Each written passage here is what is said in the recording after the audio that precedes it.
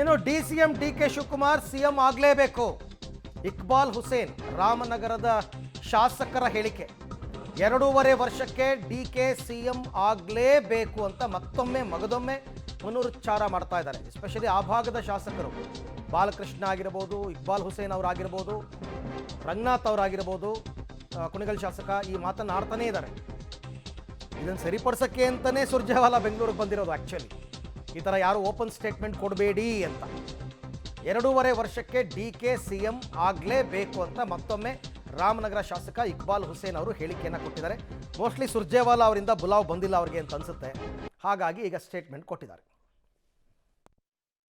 ಅವಕಾಶ ನಮಗೆ ನಮ್ಮ ನಾಯಕರಿಗೆ ಡಿ ಕೆ ಶಿವಕುಮಾರ್ ಅವ್ರಿಗೆ ಒಂದು ಅವಕಾಶ ನೀವು ಮಾಡಿಕೊಡ್ಬೇಕು. ಪಕ್ಷ ಸಂಘಟನೆ ಮಾಡಿದ್ದಾರೆ, ಪಕ್ಷಕ್ಕೆ ಸಾಕಷ್ಟು ರೀತಿಯಲ್ಲಿ ಹೋರಾಟ ಮಾಡಿ ಇವತ್ತಿನ ಪರಿಸ್ಥಿತಿಗೆ ತಲುಪಿಸಿದ್ದಾರೆ. ಇದನ್ನೆಲ್ಲ ಕೂಡ ಅವರು ಅಧ್ಯಕ್ಷರಾದಂಥ ಸಂದರ್ಭದಲ್ಲಿ ನಮ್ಮ ಸಂಖ್ಯೆ ಎಷ್ಟಿತ್ತು, 70,000 75 ಅವತ್ತೆಲ್ಲ ನಮ್ಮ ಸಂಖ್ಯೆ ಇತ್ತು ಅವತ್ತೆಲ್ಲ ಕೂಡ ಅವತ್ತು.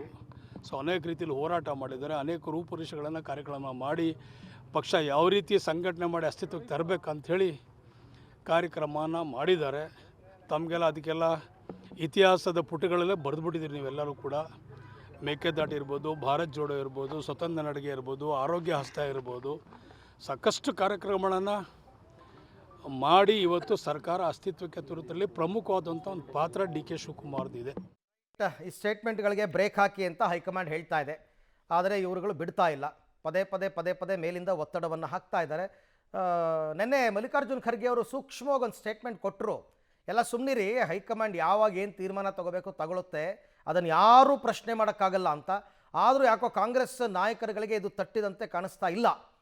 ಹಾಗಾಗಿ ಈ ಸ್ಟೇಟ್ಮೆಂಟ್ಗಳನ್ನು ಕೊಡ್ತಾ ಇದ್ದಾರೆ ಇಕ್ಬಾಲ್ ಹುಸೇನ್ ಸೇರಿದಂತೆ ಕೆಲವು ನಾಯಕರು.